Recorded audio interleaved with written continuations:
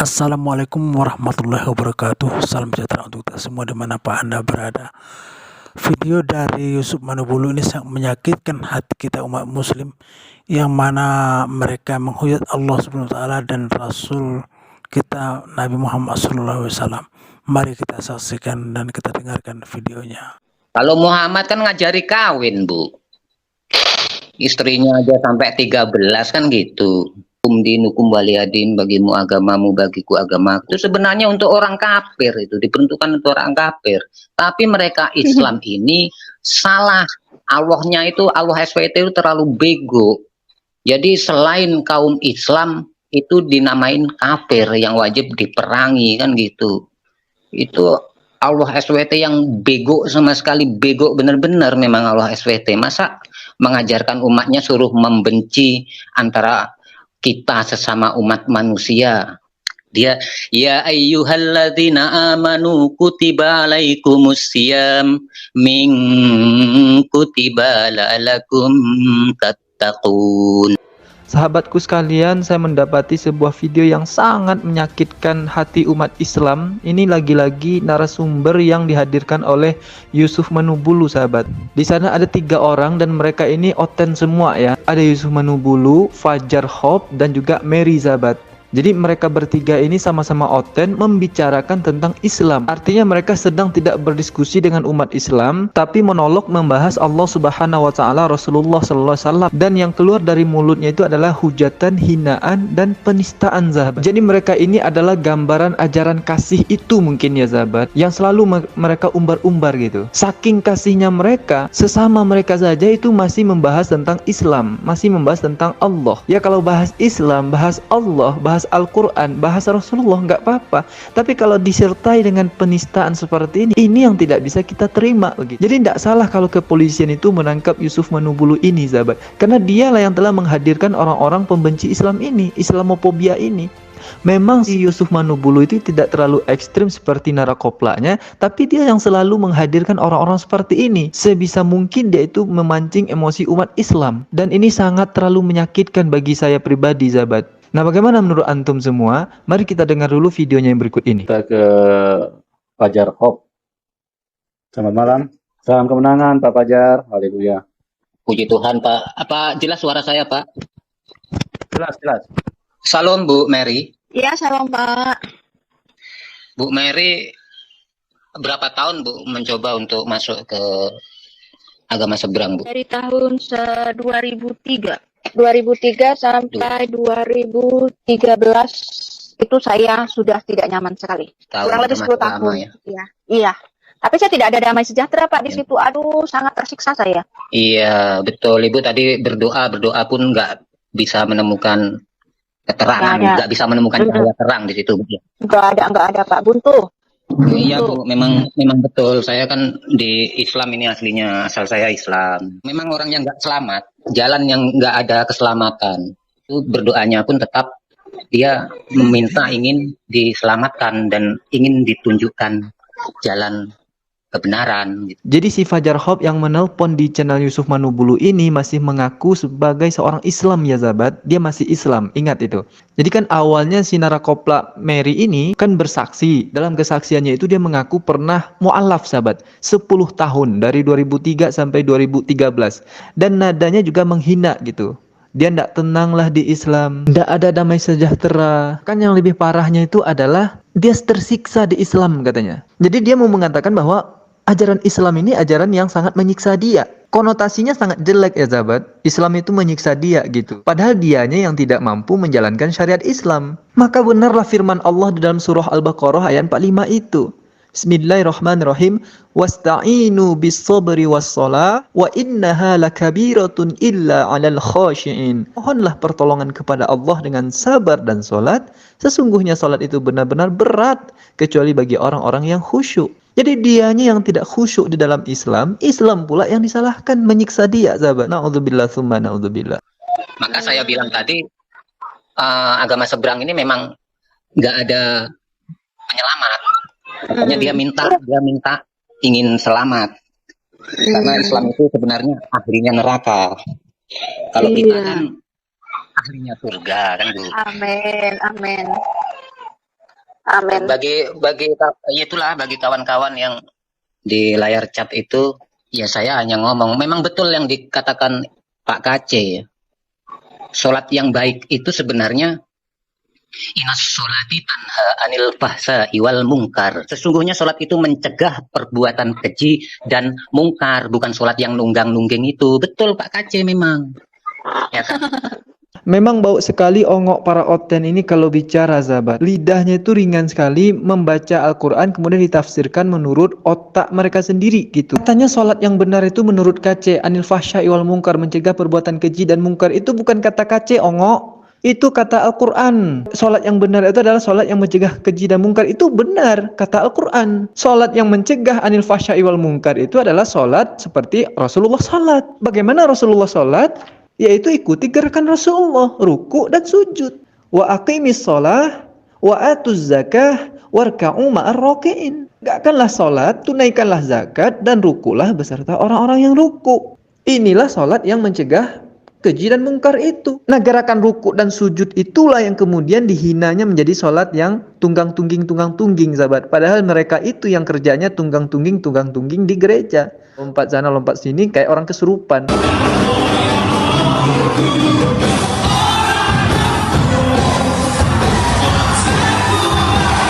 Sementara kitabnya sendiri berkata apa? Matius 26 nomor 39. Maka ia maju sedikit lalu sujud dan berdoa. Katanya, ya Bapakku, jikalau sekiranya mungkin, biarlah cawan ini lalu daripadaku. Tetapi janganlah seperti yang ku kehendaki, melainkan seperti yang engkau kehendaki. Engkau harus menyembah Tuhan Allahmu, dan hanya kepada Dia sajalah engkau berbakti.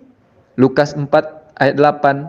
Ini adalah perintah Allah yang disampaikan Yesus kepada pengikutnya. Pada ayat itu diakhiri dengan kata, hanya kepada Dia sajalah engkau berbakti, yang artinya sangat tegas bahwa sujud menyembah Allah. Itu adalah bentuk berbakti kepada Allah yang harus dilakukan. Dan hanya kepada Allah saja kita harus berbakti. Keharusan untuk sujud menyembah Allah telah ditegaskan pula oleh kitab PL mereka dalam Mazmur 86 ayat 9. Bacalah itu. Nggak ada. Iya, karena saya sekarang dan ibu serta kawan-kawan yang Kristen, Yesus Kristus kan sudah mengajarkan apa yang udah menjadi satu, disatukan oleh Allah, tidak dapat diceraikan oleh manusia, kan gitu. Iya. Kalau Muhammad kan ngajari kawin, Bu. Istrinya aja sampai 13 kan gitu. Iya. Itu sebenarnya dari situ kita tengok sebenarnya udah ajaran yang benar dan ajaran yang sesat itu udah kelihatan, tapi kadrun-kadrun kebanyakan ya masih ngeyel, apalagi tahu hadisnya, Bu. Nah, makin parah kalau tahu hadis. Ini dari Al-Quran aja ini. Perihal berpuasa juga, begitu juga. Kadang-kadang di layar chat itu ada Yesus berpuasa, kok kalian Kristen sekarang nggak puasa. Kita berpuasa itu mana ada orang yang tahu. Bukan seperti Muslim. Muslim berpuasa kan enggak dipasangkan semua. Iya, full nggak puasa ya kan? Dapat berapa kamu puasa? Kalau kita kan enggak gitu.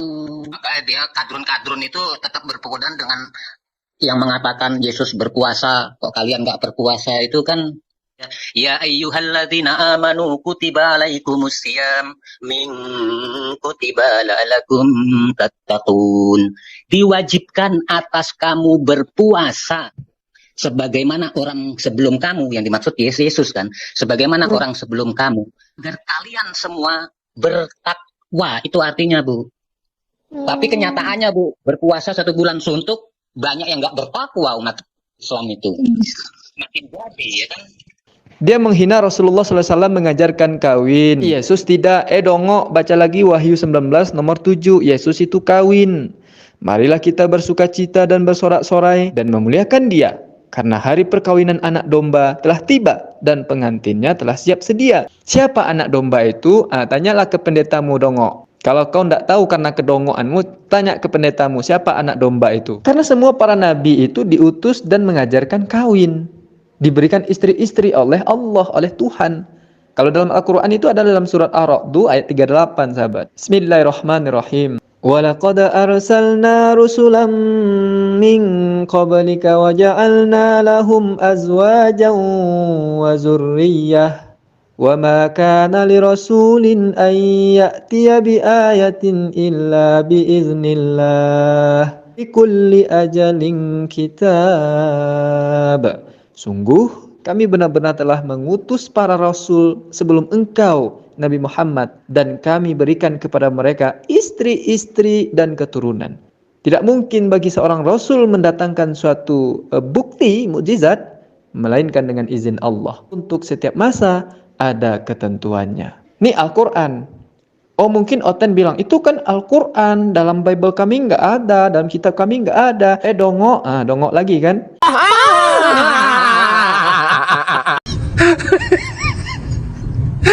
Nabi Ibrahim itu punya 2 istri ya dongo. Anda nanti buka lagi Kejadian 11 nomor 29 sampai 31. Istrinya Sarah dan Hagar. Selain itu Ibrahim juga disebut punya gundik bernama Kentura. Kejadian 25 nomor 1. Nabi Yakub punya 4 istri dongo. Yaitu Lea, Rahel, Bilha, dan Zilfa. Kejadian 29 nomor 31 sampai 32, 30, 34, 30, nomor 39. Jejak Nabi Yakub ini juga ditiru oleh anaknya Esau dengan menikahi 2 perempuan Kanaan, yaitu Ada dan Oholibama. Kejadian 36 nomor 2 sampai nomor 10. Lalu Nabi Musa berpoligami dengan mengawini 2 istri juga, dongo. Salah satunya bernama Zipora, Keluaran 18 nomor 2, Bilangan 12 nomor 1. Salomo alias Nabi Sulaiman punya 700 istri dan 300 gundik. 1 Raja-Raja nomor 1 sampai 3. Anak kandung Salomo, Rehabeam, juga berpoligami. Ia punya 8 istri dan 60 gundik yang memberinya 28 anak laki-laki dan 60 orang perempuan. 2 Tawarik 11 nomor 21. Nabi Daud memiliki banyak istri dan gundik, dongok-dongok. Di antaranya Ahinoam, Abigail, Maca, Ajit, Eja, Mikhail, dan Bathsheba. 1 Samuel 25, 43, 44, 27, 3, 30. Oh banyak ini ya. Tawarik 3, 1-9 juga sama mengatakan itu.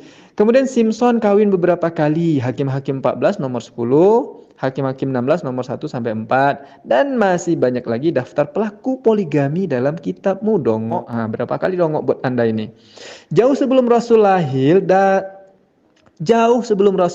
Nabi Daud, Abraham, Yakub, dan Salomo telah mempraktikkan poligami. Tapi tak satu pun ayat Bible yang mengecam atau menilainya sebagai tindakan yang salah, bermaksiat dan dosa. Nabi Daud mengoleksi banyak istri dan gundik, tapi Tuhan tidak mengecamnya sebagai kelemahan. Bahkan Tuhan memberikan penghargaan dengan julukan Nabi yang taat kepada Tuhan dan berkenan di hatinya. Kisah Para Rasul 13 nomor 22. Banyak sekali ayat berpoligami dalam kitabmu. Jangan kau tunjukkan kedongoanmu, bau kali mulutmu itu ketika kau berbicara seperti itu. Kemudian mengenai perintah puasa juga sahabat. Nih murtadin yang ngaku Islam ini baca Al-Quran aja belepotan. Gimana dia mau menafsirkan, menerjemahkan Al-Quran itu sendiri? Dia, ya ayyuhalladzina amanu kutiba alaikumusiyam min kutiba la'alakum tattaqun. Tai kucing.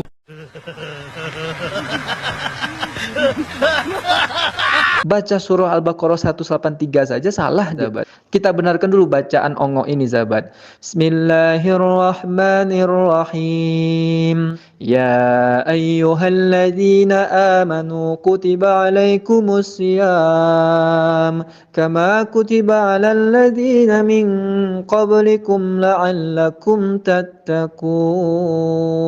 Ongok raya bacanya gimana? Ya ayyuhalladzina amanu kutiba alaikumusiyam min kutiba la'alakum tattaqun. Nah itu kan ketahuan kualitasnya. Nggak ada Islamnya, ngaku Islam, ngaku murtadin, lalu mencoba-coba menafsirkan Al-Quran. Ongok. Ini yang terakhir nih yang paling bahaya dan paling menyakitkan umat Islam, sahabat. Betul, maka kita ini udah betul, memang termasuk saya udah betul memilih Yesus Kristus adalah Tuhan yang benar. Amin. Kata Islam kan hidup. Amin. Kalau SWT kan kata Islam kan Allah SWT maha hidup. Kadang-kadang ada yang itu komentar orang Islam itu ada yang itu nama Allah itu kan ada sifatnya, sifat Allah katanya banyak. Itu saya pun udah tahu, menyebutkan kafir. Dia mengutip pada ayat-ayat itu, surat Al-Kafirun yang dia anukan itu, yang ayat yang terakhirnya itu lakum dinukum waliyadin, bagimu agamamu bagiku agamaku. Itu sebenarnya untuk orang kafir, itu kan untuk orang kafir. Tapi mereka Islam ini salah. Allahnya itu Allah SWT itu terlalu bego. Jadi selain kaum Islam itu dinamain kafir yang wajib diperangi kan gitu. Itu Allah SWT yang bego sama sekali, bego benar-benar memang Allah SWT. Masa mengajarkan umatnya suruh membenci antara kita sesama umat manusia, ya kan? Disuruh membunuh. Itu sebenarnya yang merenggangkan hubungan kita antar sesama manusia termasuk di Indonesia ini. Nih, saya tidak bisa berkomentar.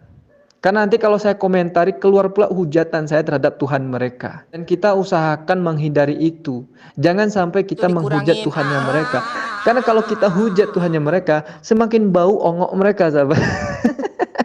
Tuh ongok oten ini kalau dia bernapas dalam laut itu, mengapung semua tuh ikan laut. Saking baunya mulut mereka ya dalam menghujat Allah, Rasul dan Islam ini. Cukuplah firman Allah di dalam surah Al-Furqan ayat 44 untuk menggambarkan orang-orang ini. Am tahsabu anna aktsarahum yasma'una aw ya'qilun inhum illa kal an'ami bal hum adallu sabila. Atau apakah engkau mengira bahwa kebanyakan mereka itu mendengar atau memahami? Mereka tidak lain hanyalah seperti hewan ternak, bahkan mereka lebih sesat jalannya. Na'udzubillah, summa na'udzubillah.